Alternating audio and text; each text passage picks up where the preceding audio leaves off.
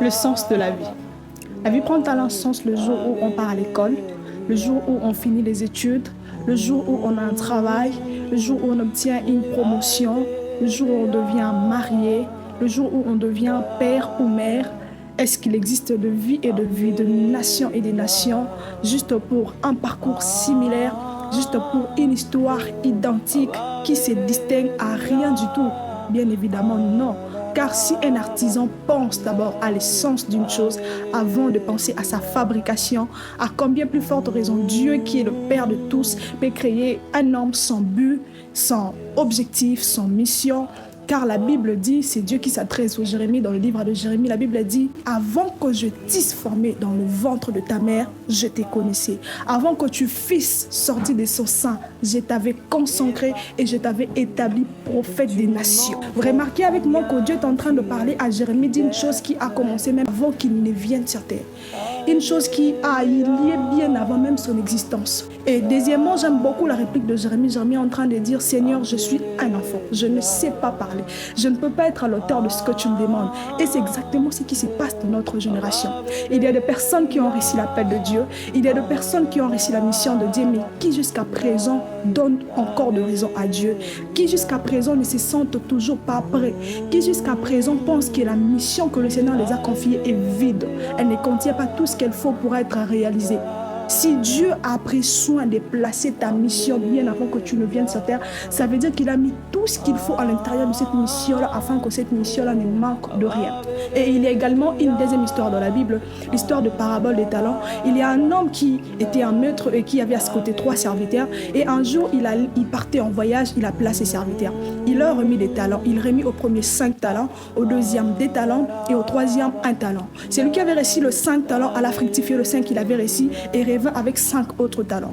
Et celui qui avait reçu 2 alla fructifier le 2 qu'il avait reçu et revint avec 2 autres talents. Mais analysons maintenant le comportement de ces troisième serviteurs. La première des choses que nous tirons de son comportement, c'est qu'il s'est dit faire ou ne pas faire, je ne vois pas qu'est-ce que je changerai. Je ne vois pas qui est-ce que j'impacterai. Je ne vois pas qui est-ce que je toucherai. Je ne vois pas en quoi est-ce que Dieu changera. Car il dit, je sais que le maître est un homme dire. Il moissonne là où il n'a pas semé et il amasse là où il n'a pas vanné. Comprenez avec moi que c'est ce qui se passe actuellement dans notre génération. Il y a de personnes qui ont réussi la mission de Dieu. Il y a de personnes qui ont réussi l'appel de Dieu, mais qui se disent encore, même si je fais, qu'est-ce qui changera? Même si je ne fais pas, qu'est-ce qui va s'ajouter? Est-ce que Dieu changera parce que moi je fais quelque chose? Est-ce que est-ce que je serai la première personne à changer le monde? Il y en a même d'autres qui vont très loin à traiter des fous, des personnes qui cherchent à tout prix à exploiter la chose qu'ils portent à eux, qui cherchent à exploiter la grâce qu'ils sont en eux, qui cherchent à exploiter les talents, les dons que le Seigneur a mis en eux. Et il leur pose des questions. Pourquoi tu cherches tant la perfection? Pourquoi tu lis tant la Bible? Pourquoi tu cherches tant la vérité? Pourquoi tu es là à étudier? Pourquoi tu cherches tant à savoir tant? Pour eux, faire tout ça, ça ne court à rien parce que le monde ne changera pas à cause d'eux. Et c'est la maladie qui frappe à notre génération. Et la deuxième des choses que nous tirons de son comportement, c'est la mauvaise connaissance du maître. Il dit, je sais que le maître est un homme dur. Pour lui, il ne connaissait pas bien le maître. Il ne connaissait pas la grande bonté. Il ne connaissait pas l'amour du maître. Et c'est ce qui se passe actuellement dans notre génération.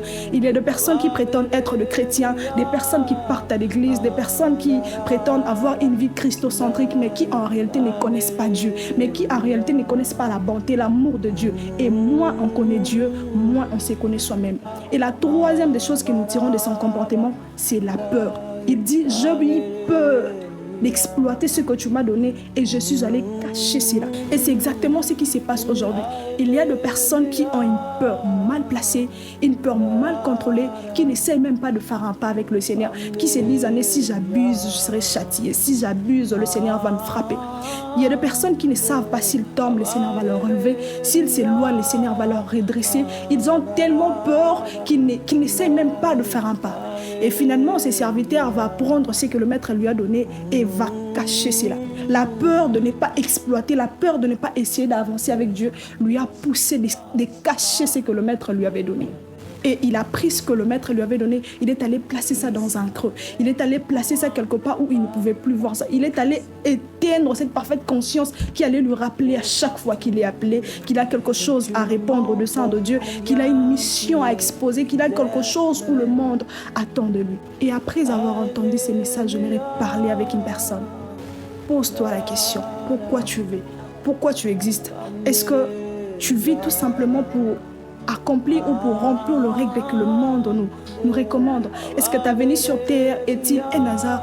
Est-ce que tu existes non pour une mission, non pour un objectif, non pour un but, non pour répondre à un appel? Tu es juste venu sur terre par une coïncidence, où ta venue est prophétique, où ton existence est vraiment l'accomplissement d'une chose? C'est la question que plusieurs doivent se poser. Et il se peut que tu te retrouves dans l'un des cas cités ci-dessous où tu te dis peut-être faire ou ne pas faire. Je ne vois pas à quoi est-ce que je changerai les mondes. Je ne vois pas qui est-ce que je changerai. Je ne vois pas à quoi est-ce que Dieu changera. Moi, je te dirais de faire. Car peut-être que tu ne pourras pas toucher tout le monde, mais tu toucheras certainement 2 ou 3 personnes. Ou encore, tu es dans le deuxième cas où tu connais mal le maître. Et moi, je te conseillerais d'aller en prière. Cherche à connaître Dieu. Va encore en profondeur. Aie encore des moments d'intimité avec Dieu. Plus tu connais Dieu, plus tu te connaîtras toi-même. Ou encore tu es dans le dernier cas où tu as finalement enterré ce que le maître t'avait donné. Où la peur t'a poussé à enterrer, à mettre ce que Dieu t'a donné dans un creux, où tu ne peux plus te rappeler de ça. Et moi, je te conseillerais d'essayer. Je te conseillerais de faire un pas.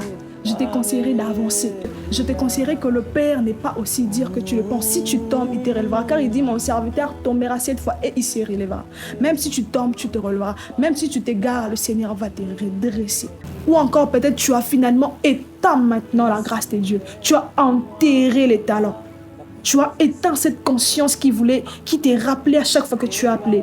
Tu es devenu insensible à la vérité. Tu ne veux plus entendre quelqu'un te parler que tu devais hier accomplir une mission avec l'Éternel. Alors ce message est venu pour toi.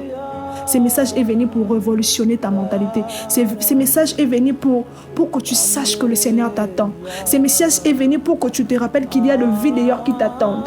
Ce message est venu pour que tu saches que la chose que Dieu a mise en toi, elle est encore là. Elle a besoin d'être fructifiée. La chose que Dieu a mise en toi ne t'a pas encore quitté. La grâce, les dépôts que le Seigneur a posés en toi ne t'a pas encore quitté. Alors je prie pour que ces messages soient pour toi un message qui va te lancer dans un nouveau départ. Que ce soit un message révolutionnaire, que ce soit un message qui va booster ton âme, que ce soit un message qui fera en sorte qu'après ces instants, que tu ne restes plus la même personne. C'est la structure Éveille-toi mon âme qui vous a parlé.